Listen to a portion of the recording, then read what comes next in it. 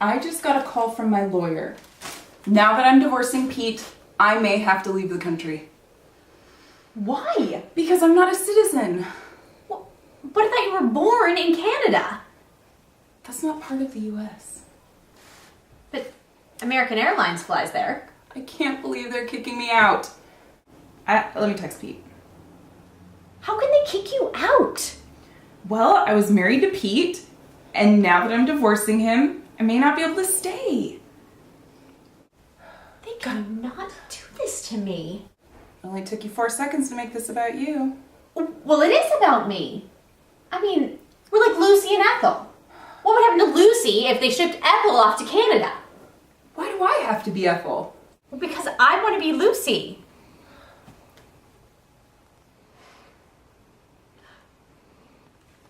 I've got an idea. Why don't I marry you? What? No, I just got out of a marriage. Yes, I'll do it if it helps you stay in the country.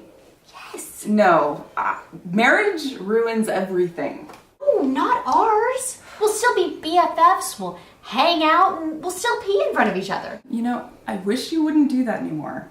But, you know, nobody's getting married. I don't want to hear anything more about this. Well, it can't be any worse than our first marriages to our ex-husbands. I don't want to hear any more about this. Oh, come on. I mean, we've known each other for like a decade. We're in business together. I would be lost without you. I love you. Marry me? I'd be honored. Hooray! Are we really gonna do this? Well, yeah. We gotta get started. I mean, we've gotta get the license and plan the reception. Do you wanna invite your parents? Oh, not unless you want to throw the funeral right after. Oh. Really?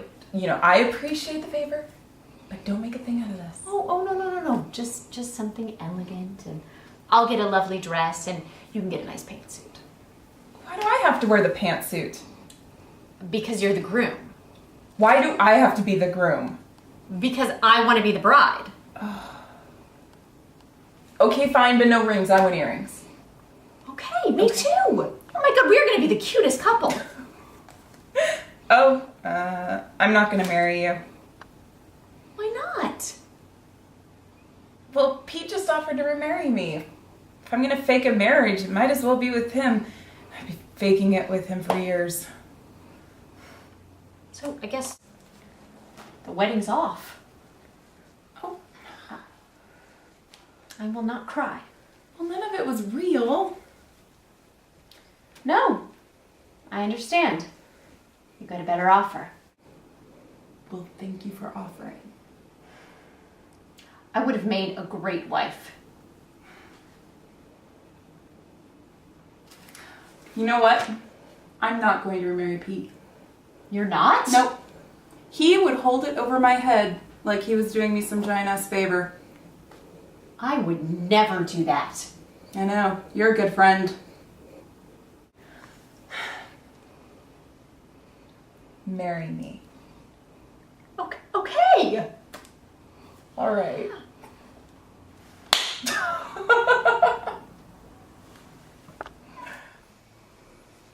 My name is David Fisk, detective, first grade. Been a cop for over 30 years. I've killed 14 people. None in the line of duty. How does something like that get started? Well, mine began with a guy by the name of Charles Randall. Randall was a child killer.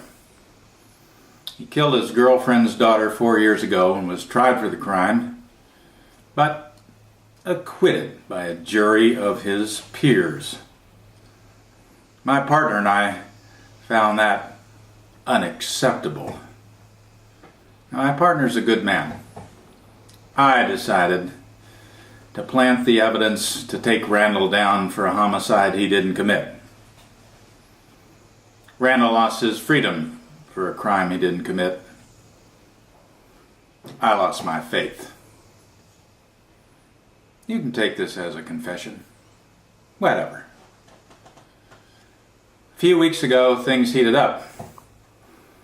Rambo, this skateboard pimp, was my 10th kill. He beat women, his whores. So you could consider me a street cleaner. Tiger the gun runner. Number 11.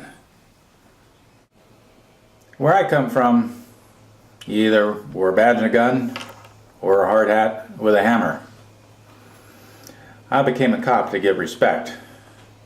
Most people respect the badge. Everybody respects the gun. Next, I killed this asshole who got off for rape. One less rapist. Who's gonna miss him? Nobody. Number 12 and counting. You know, they thought I was getting old and wanted to bench me. I told them, well, when the Sox manager wanted to bench Ted Williams, he showed them by batting .406. He was the only batter to ever bat over .400. Spider the drug dealer, number 13. I was shaky at first, killing in cold blood. I was worried that if I got caught, they would take away my gun and my badge. I wasn't worried about going to prison, but just the thought of losing my gun and shield got me. I thought, when I went into work, they would think it was me. They would take one look at me and know I did it. When they didn't, well, that's when I knew I could do this forever. My latest victim says he couldn't remember me. He'd had so many altar boys he couldn't remember names.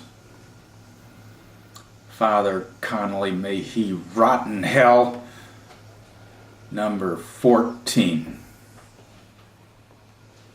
Our job is to protect the 99% from the 1%. The problem is, we have to be with the 1% all the time. And even if we do our jobs well, the 99% think they don't need us. They are clueless. The only ones paying attention are the cops and the criminals. I just got tired of playing the fucking game. Testifying, making arrests, tracking clues. It didn't make any fucking difference. I like killing people. A retirement with a gold watch? Big fucking deal.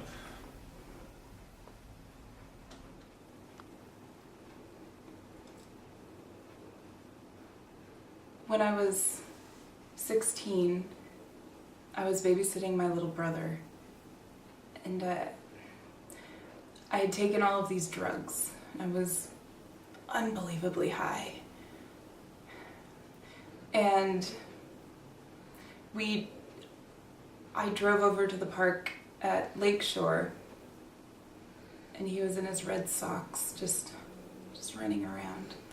And there was this pile of leaves, and he would just run through the leaves, and then he'd bury me in the leaves, and I'd bury him in the leaves, and then he was a train, and he crashed through the leaves, leaving tracks, and I was the caboose, and he kept saying, "Come on, caboose, come on, caboose." And then it was time to go, and I was